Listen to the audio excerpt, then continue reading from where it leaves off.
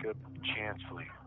An incarcerated individual at Alexandria Detention Center. This call is not private. It will be recorded and may be monitored.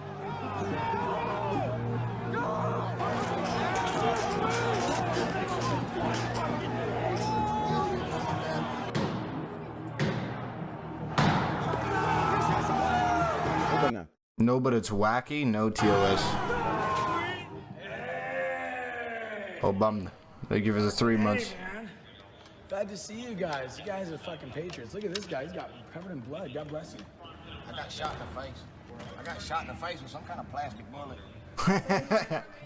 It's only a matter of time. Justice is coming. I'm not one to usually take pictures of myself, but in this case, I think I'll make an exception.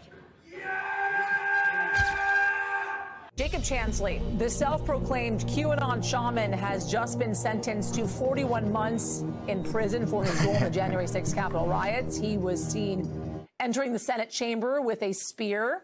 To accept this free call, press 1. Thank you for using Securus. You may start the conversation now.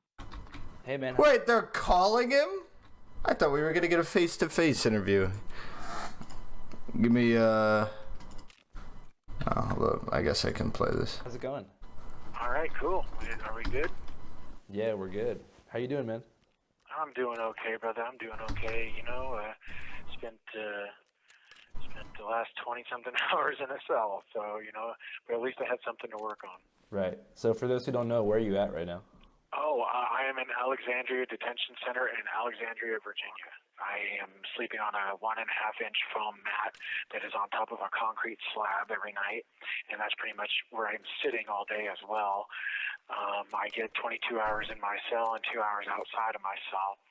There's no going outside or working out or anything like that. You know, this place can definitely take its toll on you. You know, it makes me think of the saying in Shawshank Redemption when Red said, in prison a man will do most anything to keep his mind occupied. Yeah, I know how that is. Right. How would you describe the conditions of the jail that you're in right now? Well, the conditions in Alexandria are, in the detention center, not as bad as they were in, say, the D.C. jail. I've never experienced, like, real racism and prejudice in my life until I went to the D.C. jail. There was a black woman from Nigeria that was like their nurse or their doctor that was examining me while I was fasting for 11 days because they weren't feeding me organic. She thought I was a racist and a white supremacist and all this crap because she believed what was on the mainstream Mockingbird media. And when I told her that I was not racist, that I was not white supremacist whatsoever, that I've actually, you know, dated all sorts of women of all sorts of races, that I've had all sorts of friends of all sorts of races, and I said, I've even dated several black women. She said, I can't believe a black woman would ever date you. And I was like, oh my God, you know, like this woman is like being openly racist, you know, because if the roles were reversed and she were standing in the doorway while a white nurse told a black guy, I can't believe a white woman would ever date you, she would be appalled. You know, she doesn't know what my ethnic background is. She doesn't know I got Native American blood in me. She doesn't know, you know what I'm saying? She has no idea, but she's judging me by the color of my skin. There was also a guard over there that wore a Black Lives Matter mask. So he was taunting the Trump supporters and, you know, like harassing them and, you know, messing with them and stuff. I didn't know you had a Native American in you. Yeah, that's something that I found out somewhat recently, actually, when I talked to my grandmother of my father, who I never met my actual father, except for like once when I was 30. Yeah, he used a Jamaican accent to present Johnny. Listen, all right, there's like what, 2 African accents that people know. So I'm not sure there's much blame that could be given. Grandmother on that side, she told me that we have Cheyenne blood in us. For sure. Have you been able to make any friends in there? Oh no, dude. No offense to anybody in here, but you know, jail is not the place to make friends. I just figure like you might want to play card games or like, you know, spitball and figure out some way to pass the time. Oh, dude, I can't get it. No. That's the thing. I can't play card games with anybody because I'm in the cell 22 hours a day. And when I come out of my cell, I'm the only one out of my cell. So you got sentenced to 41 months. How do you feel about that sentence? You know, I don't think it's fair. If that's what you mean. I think that they thought an example had to be made. And I don't think they anticipated that example being a double-edged sword, where they tried to make an example out of me, but in the process they made it clear to the American people that the justice system is not fair or balanced. What do you mean by that? That, there was a guy that threatened to shoot Pelosi in the head, and he brought 2 guns and a bunch of ammo, and he got 28 months. I never threatened to hurt anybody. I never vandalized any property. I never hurt anybody. I didn't assault anybody. I didn't steal anything. I didn't know that. I want to see that WTF, story. mate. Right. So why do you think they picked you to make an example out of? Because I think that I became a symbol, not just so much of January 6th, but because I became a symbol for freedom, a face for freedom of sorts. And, I stood out the most, to say the least. And I think I energized a lot of people, not just in the United States, but all over the world, to stand up for their freedoms as well. How do you feel about the nickname QAnon Shaman? Well, it's not anything I ever asked for. It's one that was given to me by Alex Jones. Alex Jones gave you that nickname? He's the one that called me the QAnon Shaman for the very first time when I did an interview with him. I think it was on the 8th of January. Damn. So it just caught on from there? Yeah. Maybe you're not QAnon Shaman, but you are a shaman, right? And you also... I do practice shamanism, yes, sir. Can you tell me more about what shamanism means to you? The shaman is like a ancient monk or priest, psychologist, pharmacologist, historian, storyteller, artist, astronomer, tattoo artist, psychic, Tattoo all artist. these things wrapped into one person. And so for me, I was always interested. I guess and I've intrigued by heard Native of that American shit before. culture. I told you my grandmother said that I have Cheyenne in my blood, and she actually said that one of our ancestors was one of the few survivors on the Trail of Tears. So I always knew that the medicine man or the shaman knew something special, and I always wanted to know what that was for myself. And so something very deep in me called me to the shamanic path. And so I searched for the truth of my existence and of enlightenment on the shamanic path, and I always knew I was destined to find it one day. Right. When did you first get introduced to shamanic practice? So I officially started and deliberately started my shamanic path on November 2nd, 2012, when I got my... Dude, this is like actual fucking news shit. This is not typical Channel 5 content so far, at least. I thought that this was going to be IRL. Maybe this is like actual fucking shit. And I missed the Hans versus Kevin Logan? Fuck, I still have that as my title, don't I?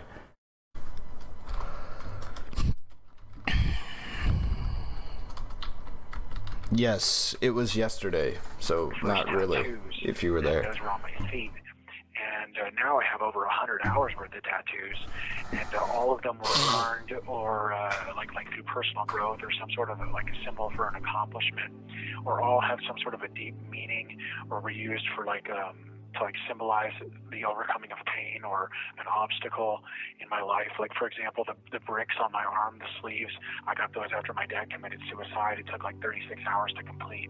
And the whole time I was, using the physical pain to deal with the mental and emotional pain I was in. Yeah, the top of the foot is supposed to be like one of the most painful places to get tattooed because of all the nerve endings. Yeah, right? that's why I chose it, was because the whole idea with, shamanism is you go through ordeals, and after you go through the ordeal, you you have this like out of body experience, whether it be by overcoming pain or, going through some sort of like long ordeal process, like some people, know about the Sundance ceremony and stuff like that. That's an ordeal.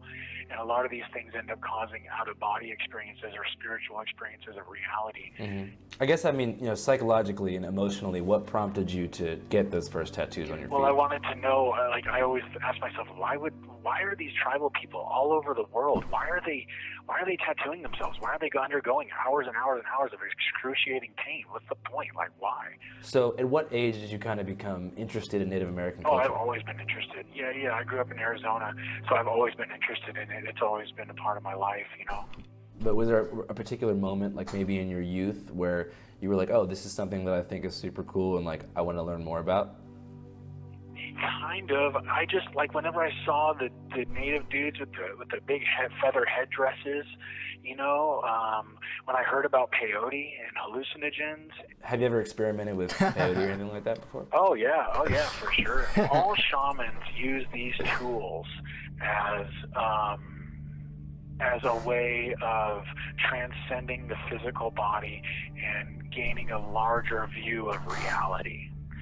And so the shaman is like an expert of these spiritual or these mental tools that allow people to gain a broader view of the world, of their spiritual connection to all things, and of the nature of God and life itself. When did you first experiment with the medicine? That was, I think, in like 2014, 2015, something like that. That was the first time I ever tried peyote. But I had tried other, things like sacred mushrooms and, things like Sacred that. mushrooms. What insights do you feel like you gained from peyote? Well, I can honestly tell you, I'll put it this way. The only way that I can really explain the things that I understand or the insights that I've gained, it wasn't just through peyote. It was through things like cannabis, through mushroom experiences, through all sorts of other, transcendental. Okay, he can't be indicted on talking about his, like, illegal usage of this shit, right? That would be really soft if people could get him for this. Experiences, including things like meditation and trance states, breathing rhythms, even things like fasting, tattoos, all of that stuff. And the ultimate conclusion I came to is that the body is a tool for the soul of God, almost like the body is like a microscope and a telescope, and the soul of God is the observer, able to examine the infinitely large or the infinitely small. And so in a way, the body is like an instrument that can be tuned in a number of different ways to tune the mind and the body to the frequencies of God's omnipresent consciousness. Every culture has a different name for it. Nirvana to the Buddhist, Brahma to the Hindus, collective unconscious to the materialists. Ultimately, though, I came to discover that I was gonna say Destiny's gonna go to jail if that's true. And everything and everyone is interconnected to the same omnipresent collective soul that we call God. And even science has come to say, that everything is made up of energy. We all have these different words for essentially the exact same thing. But ultimately, because I was always seeking God and the truth about... I mean, as a retrospective, looking at what scientists say when they say we're all made up of energy, it's pretty fucking obvious that we're all gonna be made up of energy. Like, just saying we're all made up of energy and therefore we're all, like, spiritually connected is a bit of a stretch if you realize what they mean when they say we're all made up of energy. The purpose of life, was I able to find it. I didn't really get, quote unquote, involved in politics until 2020. What catalyzed you to get involved in politics? Prison / jail. Let me start by saying that a fish does not know that it's swimming. Oh, is my mic? Hold on. And the sane person in an insane society. Thanks for reminding me. I was on the wrong mic mode. I have to be on a specific mic mode when I'm off stream because, or I guess sometimes on stream talking to other people, because it will make my mic sound incredibly like quiet. It's like I'm whispering to people on Discord. Thank you, Geek, for the 26. But and so I need to swap my mic mode to where it's way fucking louder and people can actually hear me. Said everything I'm about to say, I ask people to keep an open mind and an open heart and try and understand that, where I'm coming from is a place that is, from literally thousands of hours of research. And I'm a very skeptical and rational person. And the only way I'm ever going to believe anything is if I've seen it from more than one angle and I've heard it from more than one source. And, dinged the little truth bell inside of my heart. So I always knew that DC was corrupt. And when I heard about Podesta's leaked emails to the public, I started to read them with a mild curiosity. Then I started to notice a very strange pattern in the emails and many of the other emails that were leaked, and how it involved most of the like some of the most powerful DC moguls, like interconnected. And, the Obamas and Bidens and Gandalf shows up every once in a while. Celebrities and international Good bankers stuff. and the big picture became crystal clear. And it was not even a week or two later that the first Q drop appeared, and all the research pointed to Q being the beginning of full disclosure. And I came to conclude that Q was involved at the highest levels of the military and the intelligence community, and that Q was involved with things like the deep underground military bases and black budget technologies and stuff like that, above top secret information. And ultimately, Q involved the warring factions of the deep state, what some people have called the alliance versus the cabal. And then what we were experiencing was kind of like a mind war. Wait, there's warring factions in the deep state? And this mind war over the minds of the populations would end up affecting the timelines that we created as a species, almost like hijacking our co-creative abilities, and that would determine the fate of humanity. So what do you think the deep state wants for the fate of humanity? If they had their way and every sinister plot they are trying to arrange came true, what would our day-to-day life look like? What they want is centralized power through corruption. They want to negate the three-branch checks and balances, three-branch government system, and maintain and expand. Oh no! They want to erode the three-branch government system? As he goes to a rally where they literally try and negate the three-branch government system. Oh, God. The reason why Trump is no longer president is because of his part of the other fucking branches of government. We have those checks and balances in the other branches of government, and going there and protesting that, you're literally trying to erode their power. What is the...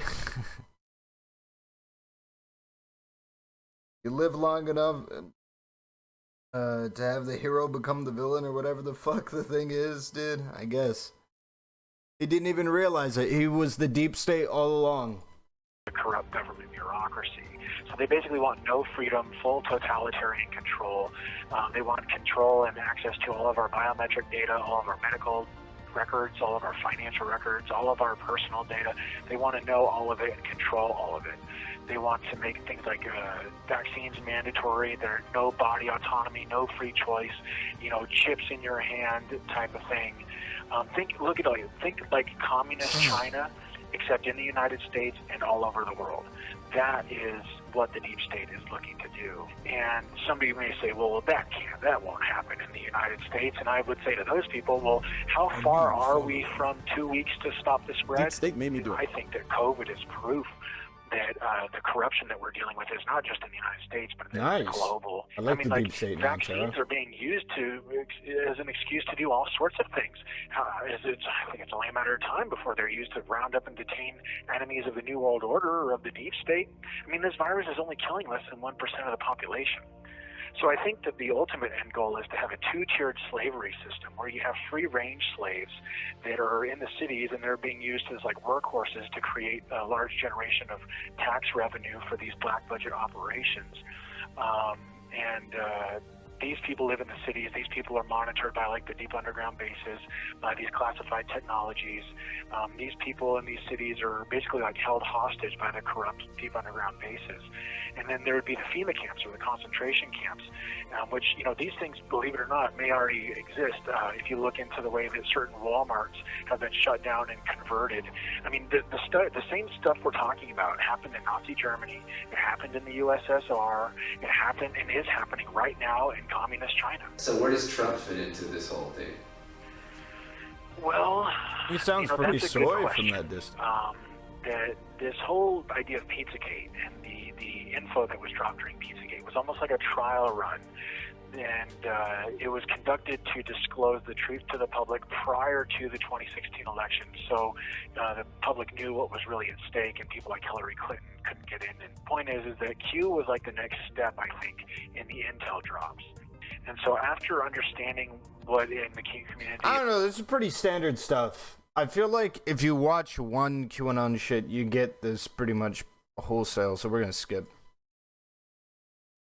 Able to control and corrupt whole institutions of government, of Who corporations. the hell is that? Somebody's vibing in the background. Banking. Right. So I just wanted to say, you know, I feel that when people talk about ritual murder and the satanic sacrifice of children, I think that raises a lot of red flags for people in terms of like anti-Semitism, because I mean, people used what they call blood libel all throughout the 20th century to provide justifications for genocide, and it was kind of spread as propaganda because, you know, saying that someone eats babies is like the worst thing you can say about someone. Pretty much, it's like if, you know, you lose all your friends, like if people think you eat babies, like it's over for your career and social life.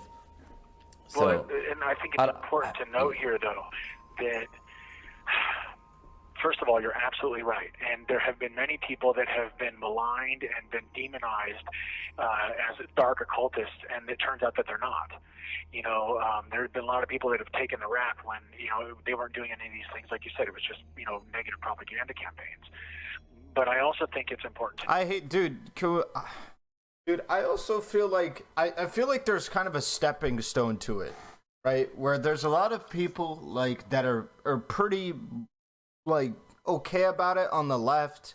And leftists, some of them are pretty okay about it, but others are like crazy about this, where they'll just think that every millionaire and billionaire, except for them, is like a crazy piece of shit, over the top, garbage human being that wants to like kill all people and enslave the rest of them, like that they can't kill. It's absolutely unreal. And then you have the step further of these other people where they're just like with the QAnon people, it's like they're just demonic. They're demonic. They're eating babies. They're doing Satan sacrifices and shit.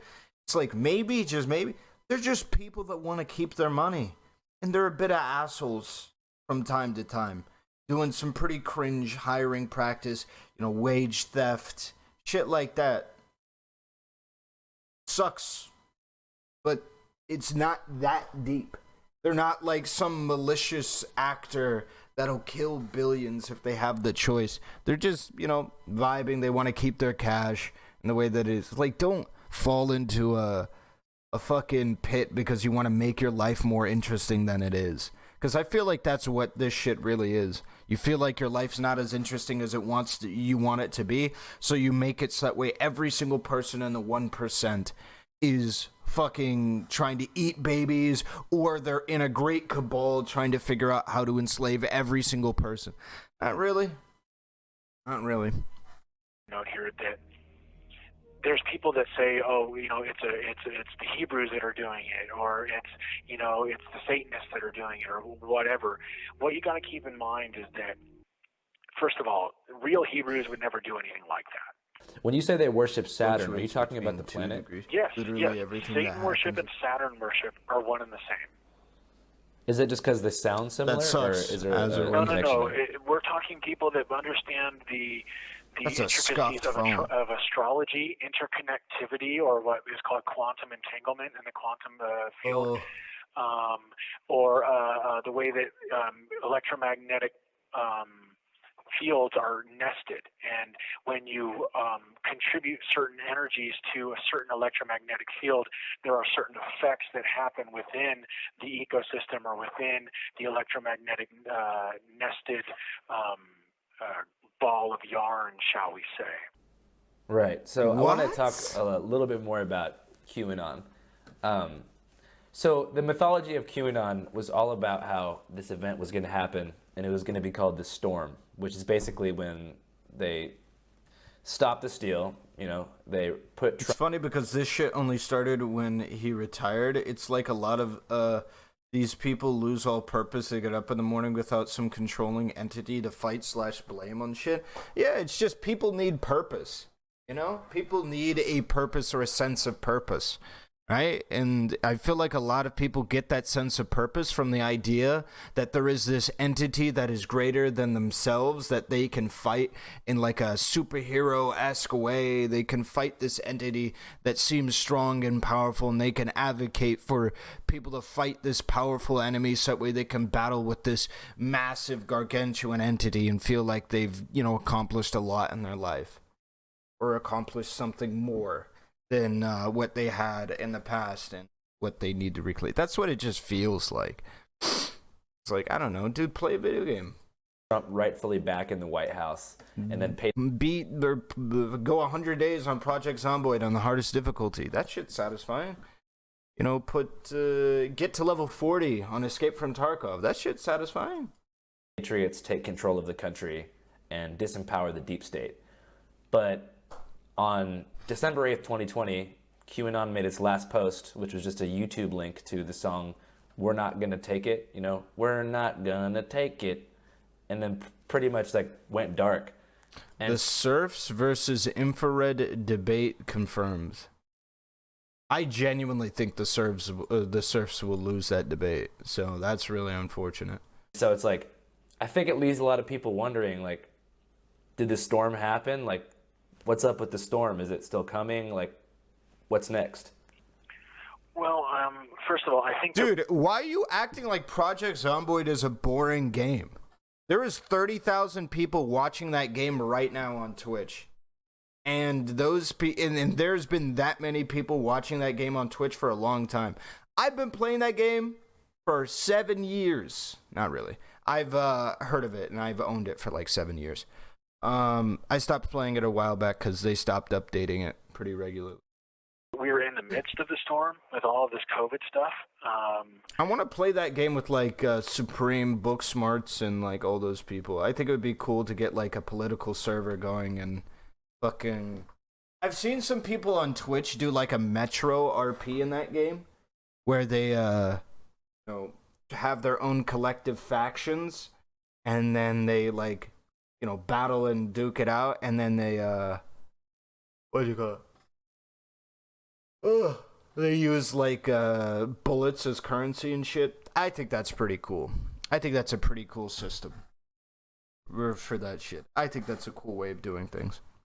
I think that we're in the midst of it right now. If you think about the damage that's being done to our economy, to our culture, to our national identity, to the truther movement, as it were. But I think that it's important that people like realize that people now know about child and human trafficking, and they also know about the hundreds of deep underground military bases in the United States and all over the world. They also know about things like spiritual parasites and the way that, you know, psychic vampires play a role. They know about adrenochrome. They know about Bohemian Grove. They know about Jeffrey Epstein and his island and all the pedophile networks and the pedophile code. They know... You said psychic vampires? Yeah, that's what I said. That's what these Satanists are. Is they're like psychic vampires. Okay. They're like demonic possessed people. That's part of what black magic is you allow your body to be like a vessel for a demonic spirit. Okay. So people know about the deep state. They know about how blackmail is used in the deep state to cover up the crimes against humanity, how it's all these networks, the pedophile networks and the Mockingbird media is used to cover up the truth about this breakaway civilization that's going on underneath our feet as we speak. People are being neuro-linguistically programmed with the truth. But unfortunately, the movement has become fragmented. There's people that infiltrate and spread disinformation. Right. So I just want to go back to the storm a little bit. The 6th of January was supposed to be the storm, right? Is that the case? I don't know. I remember like in a lot of the flyers that I saw for the 6th beforehand, like that got sent to me, it was like the storm is coming, the 6th is the storm, you know, because you know they're going to stop Congress from certifying Joe Biden. And then the 20th was supposed to be the storm, which was Inauguration Day. And I was actually in DC for Inauguration Day, and it was a military occupation in the streets. Like, I mean, there was checkpoints on every street. You couldn't even walk around. There was hardly even a celebration crowd for Biden, and definitely not really an opposition crowd for Trump. I think a lot of people just got turned off from Q because they saw the goalpost just being moved, what felt like over and over again. And I was wondering if you felt like it's possible that QAnon may have been a psyop to delegitimize the truth about things like Operation Mockingbird and Operation Paperclip. What? I think that So, genuinely, I mean, a more realistic theory is that QAnon is a psyop. That is a very realistic thing. I think I could see that happening 100%. But, especially in comparison to it being real. But, I don't know if it is. I don't have any information. Also, I don't know what fucking... I've heard of Operation Paperclip. I don't remember what it is. there is going to be... Did you watch the new RGR video? Is there a new RGR video? Sort of a truth movement. There's going to be infiltrators and disinformation agents. People have to understand that what we're dealing with is a new type of warfare. Okay, it's a new type of warfare. It's information and economic warfare, and I think that a lot of people are looking. They're missing the forest. They're missing the forest for the trees. Is that the saying? And this, the Nazi scientist for one. this global war that we're in is the mind. And I do not believe that Q is a tabloid straw man, because the movement was not in the tabloids until it began to supersede and threaten the Mockingbird media. And the truth is always rejected, resisted, despised, and demonized before it's accepted. So with that said, I think that we have to look at the wins. There's been lots of resignations, like Cuomo, the Cuomo brothers. All sorts of CNN producers are being proven to be pedos. The child trafficking is being exposed. The vax mandates are dead in the water. Omicron is probably going to create a massive global herd immunity without too much adverse side effects. Let's Go Brandon is taking over the entire nation. I mean, that's, and of all places, on college campuses where they were hoping to indoctrinate all these people to be Marxists. Parents are standing up to school boards, and CRT is dead in the water. Kyle Rittenhouse's acquittal was a huge win for the Second Amendment. I mean, for Christ's sake, Black Lives Matter and Trump supporters were marching against the vaccine mandates, for crying out loud. We are now going to have free speech alternatives to social media. Cancel culture is being canceled. People are realizing that woke is broke, man. You know, the world's waking up. Everybody's standing in solidarity thank you for the together, 5 bro. months. So it's going to take some time. That's just all there is to it. It's going to take some time. So I think that what people need to do, as opposed to being demoralized, is they need to pick a hill and have an indomitable will. They need to stop putting all their hopes in one person or in one group, because then their hope is so easily lost. You know, they need to be the change that they want to see in the world. You have to be the change. I will say this is an interesting way of looking at the world. Want to see. Fight with all your might. You know what I'm saying? But do you are you allowed to talk about January 6th? I'm not going to talk about that. I've been advised by my lawyers just to leave that situation alone. Okay. Well, I guess, do you feel like Trump should have done more to help you? Well, I feel about Trump the way that I felt about him throughout the 4 years of his presidency. I mean, it's changed slightly with his support of these vaccines, but he took the deep state and the corrupt bureaucracy and the corrupt media on head-to-head. He went toe-to-toe with them, and he did that, I think, for the American people and for America in general. I think that took courage and strength. But there's other things where it's like, I look, you know, he built the border wall went through a sacred Native American burial ground. They blew up a sacred Native American burial ground on the southern border of Arizona, just so they could put a wall through it. And to me, that's akin to blowing up a veteran's graveyard.